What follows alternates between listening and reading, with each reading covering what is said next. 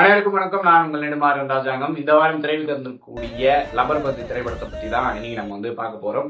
Rubber பந்து இந்த படத்தோடைய கதை என்ன அப்படின்னு சொல்லிட்டு பார்த்தோம்னா, உள்ளூர் கிரிக்கெட்டை ரொம்ப சூப்பரா ஆடக்கூடிய 2 பிளேயர்ஸ் கெத்து, அன்பு, இவங்க 2 பேருக்குள்ள ஈகோ கிளாஷ் ஆகி அவங்க 2 பேர்ல யார் பெஸ்ட் பிளேயர் அப்படின்னு காமிக்கிறதுக்காக ஒரு பிரச்சனை போயிட்டு இருக்கு. அது மட்டும் இல்லாம அன்பு வேற ஒரு பிரச்சனையுமே எதிர்கொள்றாரு. என்ன அப்படின்னு சொல்லிட்டு பார்த்தீங்கன்னா, உள்ளூர் டீம்ல ஒரு இடம் இல்லை. அதாவது அவருடைய டீமான ஜாலி ஃப்ரெண்ட்ஸ், அவர் சேர்ந்த ஊர்ல இருக்கக்கூடிய ஜாலி ஃப்ரெண்ட்ஸ் டீம்ல அவருக்கு இடம் இல்லை. ஏன் அப்படின்னு சொல்லிட்டு பார்த்தோம்னா, வேற ஆள். அதான் ரீசனா இருக்கு. இதையெல்லாம் அன்பு தான் திறமையால எப்படி முறியடிச்சு அவருடைய டேலண்ட் நம்ம முன்னாடி காமிக்கிறாரு அப்படின்றது அந்த படத்தோடைய கதை. அண்ட் இந்த படம் 2011 ஒரு 15 ரூபா லப்பர் பந்து இருந்த காலத்துல ஸ்டார்ட் ஆகி அப்படியே நமக்குள்ள அப்படியே அழைச்சிட்டு போகுது. முக்கியமா அட்டகத்தி தினேஷ் அவர்களுடைய அந்த கெத்தான போர்ஷன்ஸ் எல்லாம் ரொம்ப சூப்பரா இருந்துச்சு. ஒரு பக்கம் பாத்தீங்கன்னா அது ட்ரிபியூட் ஃபார் கேப்டன் விஜயகாந்த் அவர்களுக்கு.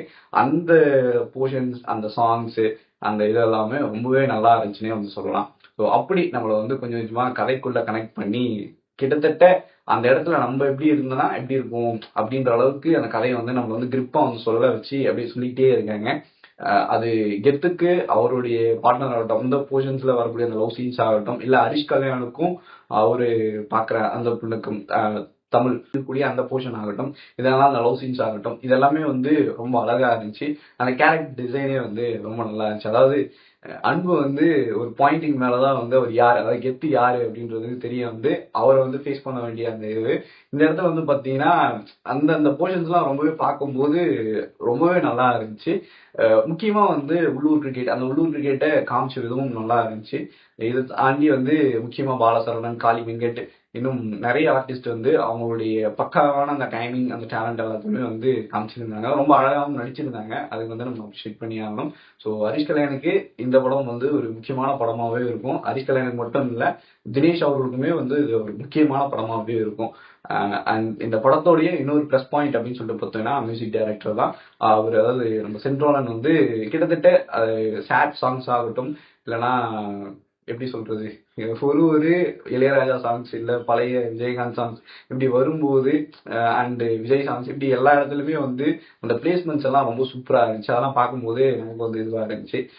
அண்ட் கிரிக்கெட்டை பேஸ் பண்ணி, அதாவது நம்ம விளையாடக்கூடிய அந்த உள்ளூர் கிரிக்கெட்டை பேஸ் பண்ணி இங்க நடக்கக்கூடிய பிரச்சனைய ரொம்ப அழகா டைரக்டர் தமிழரசன் பச்சைமுத்து பேசியிருந்த விதம் எனக்கு ரொம்பவே பிடிச்சிருந்துச்சு. கண்டிப்பா நீங்க தியேட்டர்ல போய் படம் பார்க்கும்போது உங்களுக்குமே அது ரொம்பவே பிடிக்கும். செகண்ட் ஹாஃப்ல படம் கிட்டத்தட்ட வேற ஒரு ஸ்டேஜுக்கு போகுது. நிறைய இடங்கள்ல நமக்கு அவ்வளவு ஒரு எமோஷனை கடத்திக்கிட்டே இருக்கு. ஏன் அப்படின்னு சொல்லி பார்த்தோம்னா, ஒரு பக்கம் கெத்து, அவர் எந்த அளவுக்கு அவர் ஒய்ஃபை லவ் பண்றாரு. அவரு என்னதான் கிரிக்கெட்னு சுத்திட்டு இருந்தோம், அவர் ஒய்ஃப் மேல எவ்வளவு ஒரு லவ் பேர்ட் பர்சனா இருக்காரு அப்படின்றது ஆகட்டும், இல்லைன்னா நம்ம அன்புக்கும் அவங்களுக்கும் அந்த லவ் அது எப்படி சேருமா சேராதா அப்படின்னு ஒரு கேள்விக்குறியோட கதை நகர் அந்த இதுவாகட்டும், இப்படி நிறைய இடங்கள் எமோஷனாக இருக்கு. இப்படி அடிச்சார் அப்படி அடிச்சாருன்னு சொல்றல, இன்னைக்கு அந்த ஆஃப் சைடு வச்சு பாத்திருக்கியா? நானா போட்டு வச்சுக்கேன், ஒரே ஒரு விக்கெட் எடுத்துரும், எல்லாம் மெயின்டைன் பண்றோம். சிலர மாதிரி இன்னைக்கு கெத்தானவங்க இல்லடா நாங்க, 20 வருஷமா நாங்க கெத்து.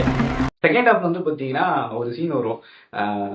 கிட்டத்தட்ட அந்த அடையங்கப்பா 11 பேர்ல அகிலா அவங்க அப்புறமா எதுக்கு பொண்ணு எதுக்கு டீம்ல எடுக்கிற அப்படின்னும் போது ஹரிஷ்கரன் சொல்ற டைலாக் ஆகட்டும், இல்ல அவங்க என்ன பண்ணிட்டு போறா இல்ல அப்படின்னு சொல்லிட்டு ஆப்போசிட் டீம்ல இருக்கக்கூடியவங்க ரொம்ப பக்கத்துல சர்க்கிள்குள்ள நின்றுட்டு அவங்களை கலாயும் போது அவங்க ஆடுற அந்த ப்ரொஃபஷனல் கிரிக்கெட் ஆகட்டும், இப்படி நிறைய இடங்கள்ல நம்மள பயங்கரமா என்ஜாய் பண்ணி நம்ம கைத்தட்டி இது பண்ணிருப்போம். அண்ட் முக்கியமா பாத்தீங்கன்னா, நீங்க அந்த கெத்து செகண்ட் ஹாஃப்ல கெத்து போர்ஷன்ஸ்லாம் அப்படி ஒரு இது கொடுப்பீங்க. அவர் அந்த கம்பேக் கொடுத்து அவர் ஆடுற அந்த இது, அவருக்கான அந்த டைம் அந்த விஜயகாந்த் சாங் அப்படின்னு சொல்லிட்டு பல இடங்கள்ல நம்மளை பயங்கரமா சிரிக்க வச்சு ரசிக்க வச்சு ரொம்ப எமோஷனலா நம்ம கிட்ட ஒரு முக்கியமான விஷயத்த சொல்லியிருக்காங்க. என்ன அப்படின்னு சொல்லிட்டு பாத்தீங்கன்னா, இங்க டேலண்ட் அப்படின்றது எந்த ஜாதி பத்தெல்லாம் இருக்காது. டேலண்ட் அது எல்லாருக்குள்ளயுமே இருக்கு.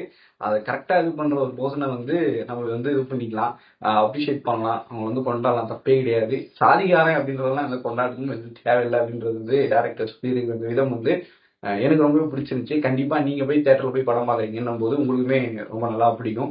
நீங்க ஆல்ரெடி பார்த்துருந்தீங்க அப்படின்னா உங்களுக்கு லப்பர் பந்து திரைப்படம் எந்த மாதிரியான ஒரு எக்ஸ்பீரியன்ஸ் கொடுத்துருந்துச்சு அப்படின்றத கீழே கமெண்ட் பண்ணுங்க. இந்த வீடியோ பிடிச்சிச்சுன்னா லைக் பண்ணுங்க, ஷேர் பண்ணுங்க, மறக்காம உங்க ஃப்ரெண்ட்ஸ் எல்லாருமே புளிச்சி சேனலை சப்ஸ்கிரைப் பண்ணுங்க. நன்றி, டாடா, பாய்.